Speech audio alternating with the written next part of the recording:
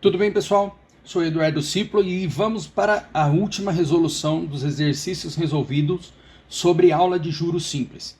Esse daqui é o 8º vídeo de uma playlist de juros simples, playlist na qual o primeiro vídeo é a parte teórica e os outros 7 vídeos são resoluções somente de exercícios abordando as principais estruturas exigidas aí nos exercícios aí de escolares, vestibulares e de concurso. Certo? Se você chegou nesse vídeo direto, vá aí na descrição do vídeo, tem os links para as outras resoluções e para a playlist. Perfeito? Vamos lá então para a resolução do último exercício. Esse exercício aqui, ele é uma estrutura muito exigida também. E aí nós fazemos uma equivalência de capitais, tá? Se você tem dúvidas, esse daqui é o exercício ideal para você compreender de uma vez por todas e gabaritar todos os exercícios. Vamos lá. O enunciado diz assim: hoje, no mês 2, um empresário deve 2 boletos a um banco, nos valores de R$ 9.000 e R$ 15.000, vencíveis, respectivamente, para os meses 5 e 9. O empresário conversa com o gerente para substituir esses 2 boletos por 2 novos pagamentos com parcelas iguais para os meses 7 e 8. Considerando a taxa de 5% ao mês, determine o valor das novas parcelas, considerando como data, tá? Como data focal o mês 8. Então, do enunciado, nós conseguimos montar essa linha do tempo aqui. Hoje, ele não tem que pagar nada para o banco. Ele deve lá no 5º mês e no 9º mês, certo? No 5º mês ele deve um boleto de R$ 9.000 e no 9º mês ele deve um boleto de R$ 15.000. Por que aqui na linha do tempo eu não coloquei a data de hoje? Porque a data de hoje não faz parte nem da data focal de referência. O que é a data focal? É a data de referência que eu vou utilizar para fazer os cálculos, tá?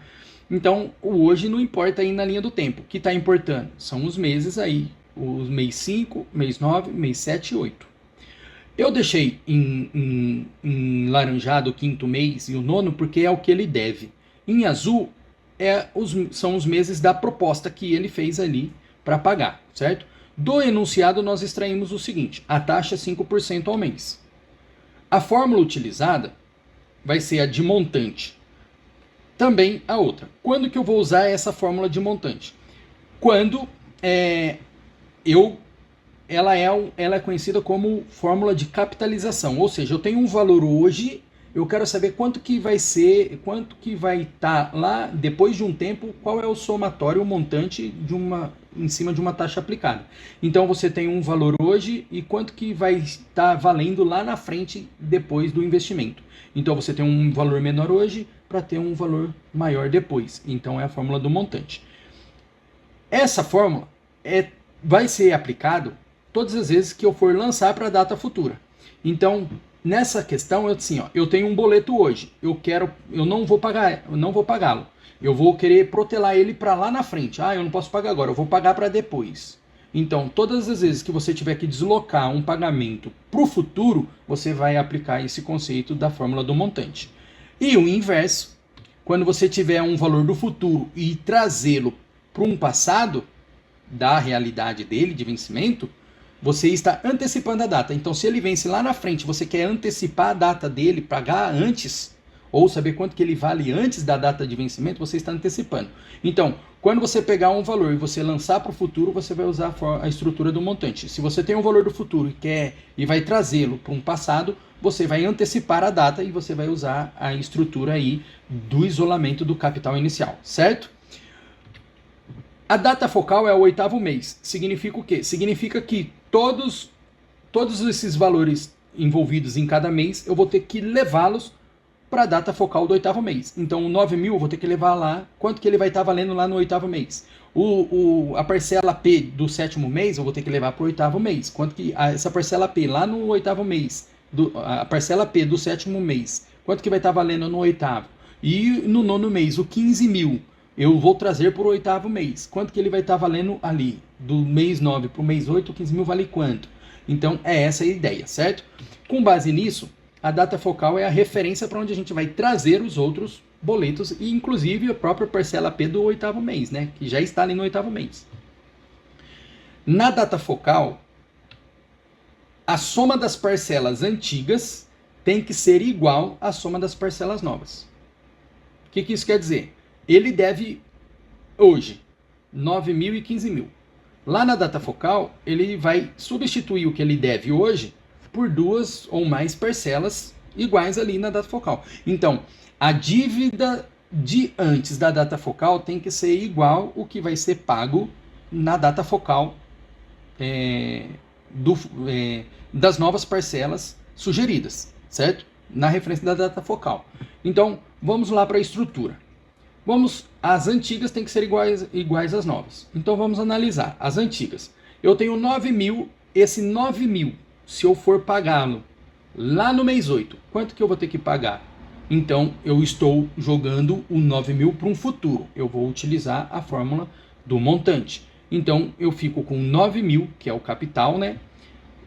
Que multiplica 1 mais 5%, que é a taxa ao mês, e o tempo que eu estou protelando essa parcela do quinto mês. Está saindo do quinto mês para o oitavo mês. Então, são 3 meses, certo? Isso eu vou somar com, no antigo, é 15 mil. Essa parcela de 15 mil, ela está antecipando. O oitavo mês vem antes do nono. Então, o 15 mil eu estou trazendo para uma data anterior ao vencimento dele. Então, eu vou utilizar a estrutura quando eu isolo o capital. Então, fazendo esse isolamento, eu fico com 15 mil dividido por 1 mais 5% vezes 1, que é do nono mês para o oitavo. É um mês só. Isso tem que ser igual às novas propostas. A primeira proposta está no sétimo mês. Então, eu tenho aqui o valor da minha parcela P do sétimo mês, se eu lançar ela para o oitavo mês, quanto que ela vai estar valendo? Então, se eu pego o P do sétimo mês e lanço para o oitavo, eu estou lançando para uma data futura. Ou seja, data futura, estrutura da fórmula do montante. Que eu vou ficar que é P, que multiplica 1 mais 5% vezes o tempo do sétimo para o oitavo mês, que dá um mês. Mais a própria parcela P do oitavo mês. Ele não tem que ir para lugar nenhum, ele está ali. O montante de P no oitavo mês é o próprio P. Vou fazer as devidas resoluções matemáticas e vamos encontrar essas relações, certo? Vimos que 15% eu posso transformar em fração ou número decimal. Aí você vai escolher a conversão que você vai fazer, que vai ser mais fácil para você trabalhar. Eu vou trabalhar com decimal nessa situação. 9 mil mais 1 mais 0,15 mais 15 dividido por 1 mais 0,5 igual a P, que multiplica 1 mais 0,05 mais P. Fazemos os devidos reajustes, ficamos com essa estrutura. 9 mil vezes 1,15 é 10.350. 15 mil dividido por 1,05 é igual a 14.285,71 centavos. 1,05P mais P é igual a 2,05P. Fazemos o somatório, ficamos com 24.635,71 igual a 2,05P. Isolamos o P, ficamos com 24.635 dividido por 2,05. Vamos encontrar como valor final R$ 12.017,42. O que é esse R$ 12.017,42? É o valor das duas parcelas que ele sugeriu ali para quitar as duas dívidas dele, certo? Então, aí você vai falar assim, mas 12 mil é menor que 9 mais 15. Sim, é menor, só que você antecipou o 15 mil, que então tirou bastante juros dele ali também, certo? E do 9 mil a mesma coisa, e você investiu ali o P do sétimo mês para o oitavo mês. Então, isso chama-se equivalência de capitais. O segredo está na onde? Deixa eu marcar aqui, ó. O segredo está na onde? O segredo, ele está em você guardar essa estrutura aqui, ó. Se eu vou antecipar parcela, é essa estrutura. Se eu vou lançar para o futuro, é essa estrutura. Jogou a igualdade, as devidas igualdades, sem medo de ser feliz, você vai encontrar as parcelas. E se fosse mais parcelas, não tem problema.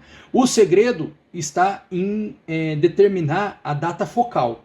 Então, vai ser necessário definir uma data focal e todas as parcelas você vai lançar para essa nova data focal, obedecendo aí o critério de lançar para um futuro ou antecipar a data. Perfeito? Esse daqui foi o último vídeo de resolução. Segue a playlist inteira aí no link abaixo na descrição do vídeo. Assista a aula completa, que se você dominar esses 7 exercícios aqui que eu utilizei como exercícios resolvidos, você vai compreender tudo o que é necessário para resolver os exercícios de juros simples e também de juros compostos. Só que em juros compostos vai ter a diferença somente da estrutura da equação, certo? Mas a linha racional é a mesma, só vai mudar a estrutura das fórmulas. Mas a linha de antecipação ou de lançamento para um futuro vai ser a mesma. Perfeito? Eu agradeço aí, eu peço que vocês se inscrevam no canal, cliquem no gostei, compartilhem, façam comentários para que o YouTube entenda e compreenda que é relevante o conteúdo para vocês. Compartilhe aí com os amigos de sala, de faculdade, de vestibulares aí, os parceiros, para dar uma força pra gente. E se quiser contribuir aí, segue a chave Pix. E muito obrigado, bons estudos e até a próxima aula.